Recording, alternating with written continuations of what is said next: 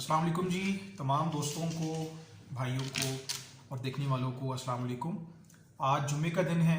उम्मीद करता हूँ आप लोग सब खैरियत से होंगे और तमाम दोस्त अहबाब को जुम्मा मुबारक। व्यूवर्स, आज का जो टॉपिक है वो है सपोर्टिंग डॉक्यूमेंट्स। अच्छा, ये वीडियो बेसिकली ख़ास उन लोगों के लिए है जो फर्स्ट टाइम किसी भी कंट्री का वीज़ा अप्लाई करना चाहते हैं। अच्छा, वीज़ा अप्लाई करने के लिए आपको सपोर्टिंग डॉक्यूमेंट्स चाहिए होते हैं। अच्छा, हर कंट्री की अपनी अपनी रिक्वायरमेंट्स हैं, लेकिन जो जेनेरिक रिक्वायरमेंट्स हैं, जो डॉक्यूमेंट्स आपने लगाने ही लगाने होते हैं, मैं उसके बारे में थोड़ा आपको गाइड कर देता हूँ। सपोर्टिंग डॉक्यूमेंट्स में आपका पासपोर्ट, वो तो आपको साथ देना ही देना पड़ता है, उसकी फ़ोटोकॉपी।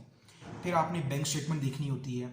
अच्छा, कुछ कंट्रीज़ जो हैं, जो यूरोपियन कंट्रीज़ हैं, वो 6 मंथ की बैंक स्टेटमेंट मांगती हैं, और जो टर्की है वो 3 मंथ की बैंक स्टेटमेंट मांगता है। अच्छा, बात करते हैं बैंक स्टेटमेंट के ऊपर। अच्छा, बैंक स्टेटमेंट बेसिकली मेंटेन करने का भी एक टेक्निकलिटीज़ होती हैं। बैंक स्टेटमेंट मेंटेन करने का हमारे पाकिस्तान में 90% लोगों को इसकी इंफॉर्मेशन नहीं होती। बैंक स्टेटमेंट आपका बड़ा की रोल प्ले कर सकती है किसी भी कंट्री का वीज़ा लेने में। अच्छा, बैंक स्टेटमेंट मेंटेन करने में आपको, अच्छा, बैंक स्टेटमेंट मेंटेन कैसे की जाती है? अगर आप मिसाल के तौर पे सिंगल हैं, अनमैरिड हैं, और आप किसी भी कंट्री का वीज़ा अप्लाई करते हैं, तो आपकी बैंक स्टेटमेंट में, अगर मिसाल के तौर पे अगर आप यूरोप का वीज़ा अप्लाई करते हैं, अगर आप बिजनेसमैन हैं, तो तकरीबन आप कह लें कि 8 से 10 लाख रुपए का बैलेंस होना चाहिए। अगर आप जॉब करते हैं तो फिर 5 से 6 लाख का बैलेंस होना चाहिए, अगर आप सिंगल हैं। अगर आप मैरिड हैं, आपकी वाइफ, 2 बच्चे हैं, तो फिर बैंक स्टेटमेंट की नौयत चेंज हो जाती है। अच्छा, बैंक स्टेटमेंट के ऊपर चूंकि मैं इतनी डिटेल में इस वीडियो में नहीं बता सकता, एक बहुत लंबी चौड़ी डिटेल है। अगर बैंक स्टेटमेंट मेंटेन करने का किसी को अगर कोई इन्फॉर्मेशन चाहिए तो मेरे गिवन कॉन्टैक्ट नंबर पर रब्ता कर सकता है, और मैं उनको बड़ा अच्छा गाइड कर सकता हूँ कि आपको बैंक स्टेटमेंट किस तरह मेंटेन करनी चाहिए। तो आते हैं टॉपिक की तरफ, सपोर्टिंग डॉक्यूमेंट्स। सपोर्टिंग डॉक्यूमेंट्स में बैंक स्टेटमेंट हो गया, पासपोर्ट की कॉपीज होगी। अगर आप जॉब करते हैं तो आपने एनओसी लेना होता है कंपनी की तरफ से। कंपनी आपको एक एनओसी देती है कि जी ये बंदा हमारे पास इस पोस्ट पे काम कर रहा है, इतनी सैलरी है, और ये 10-12 दिनों के लिए वेकेशंस पे है, और ये घूमने फिरने जा रहा है आउट ऑफ कंट्री।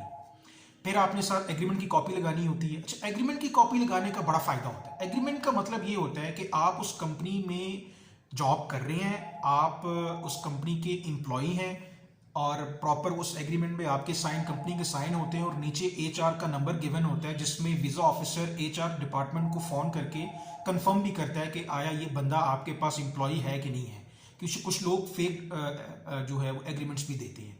तो एग्रीमेंट साथ लाजमी लगाया करें। एनओसी तो है ही है, अपना जो आपका एम्प्लॉय कॉन्ट्रैक्ट होता है वो लाजमी साथ लगाया करें। फिर FRC, family registration certificate, NADRA से मिल जाता है। एमआरसी, अगर आप शादीशुदा हैं तो मैरिज रजिस्ट्रेशन सर्टिफिकेट, वो भी नादरा से मिल जाता है। तो ये डॉक्यूमेंट्स होते हैं। अच्छा, बिजनेसमैन अगर कोई है तो उसने साथ एनटीएन लगाना होता है, नेशनल टैक्स नंबर सर्टिफिकेट। वो ये शो करता है कि ये बंदा टैक्स पेयर भी है और इसकी कंपनी टैक्स एफबीआर में रजिस्टर्ड भी है।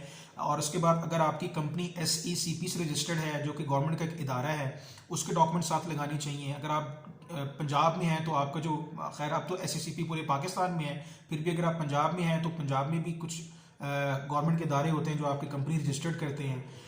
हम क्या करते हैं, बिजनेसमैन लोग क्या करते हैं, सिर्फ एनटीएन की कॉपी लगा दी, बैंक स्टेटमेंट लगा दिया, सपोर्टिंग डॉक्यूमेंट्स लगा दी, वीज़ा अप्लाई कर दिया। देखिए, एनटीएन का मतलब होता है नेशनल टैक्स नंबर। आपको एक टैक्स नंबर इशू किया जाता है। इसका मतलब ये है कि ये बंदा टैक्स पेयर है, पाकिस्तान का पाकिस्तान को टैक्स देता है। इसका मतलब ये नहीं है कि आपकी कंपनी रजिस्टर्ड है, आप टैक्स पेयर हैं, इसका ये मतलब है। और आप या तो इंडिविजुअल टैक्स पेयर हैं, आप खुद टैक्स देते हैं, या आपकी बिजनेस जो है आप उसके बिहाफ पे टैक्स देते हैं। तो एसईसीपी से डॉक्यूमेंट्स लाजमी जो है वो रजिस्टर्ड करवाया करें। उसका एक प्रॉपर पोर्टफोलियो होता है, वो भी आपको, अगर कोई इन्फॉर्मेशन उसके बारे में चाहिए तो आप मेरे गिवन नंबर पे कांटेक्ट कर सकते हैं। तो सपोर्टिंग डॉक्यूमेंट्स जो हैं वो बड़े ही की रोल प्ले करते हैं जब भी आपने किसी भी कंट्री का वीज़ा अप्लाई करना होता है। तो पासपोर्ट, बैंक स्टेटमेंट, अगर आप जॉब करते हैं, मैंने आपको वो बता दिया। अगर आप बिजनेसमैन हैं तो आपको एनटीएन, एसईसीपी के डॉक्यूमेंट्स चाहिए होते हैं।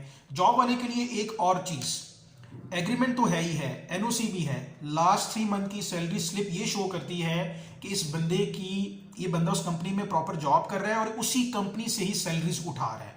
सैलरी आपकी बैंक अकाउंट में आनी चाहिए, और जो अकाउंट्स ऑफिसर होता है वो आपको अपनी तरफ से भी एक सैलरी स्लिप बना के दे सकता है कि हमारी इतने ये बंदा इस पोस्ट पे इतनी सैलरी ले रहा है और इसकी इतनी सैलरी फलाने इसके अकाउंट में डेबिट या क्रेडिट होती है, तो ये इसकी रसीद है। और आप जो है वो अपने बैंक रसीद भी लगा सकते हैं।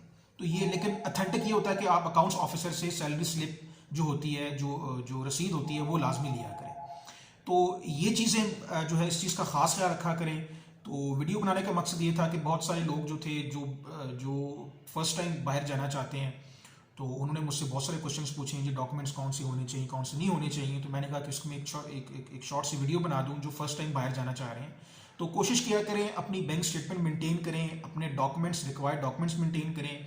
अगर वीडियो में किसी को किसी चीज़ के बारे में समझ नहीं आई तो आप मेरे नंबर पर रब्ता कर सकते हैं। मैं आपको डिफरेंट कंट्रीज़ की जो डॉक्यूमेंट्स रिक्वायरमेंट है वो भी भेज सकता हूँ, आप उसको पढ़ भी सकते हैं। उम्मीद करता हूँ आपको मेरी वीडियो पसंद आई होगी। तो काइंडली मेरे यूट्यूब चैनल को सब्सक्राइब करें, लाइक करें, बेल आइकन लाजमी दबाएं ताकि आपको नोटिफिकेशंस मिलती रहें।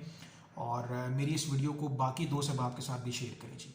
इंशाल्लाह मिलते हैं नेक्स्ट अपडेट के लिए। अल्लाह हाफिज़।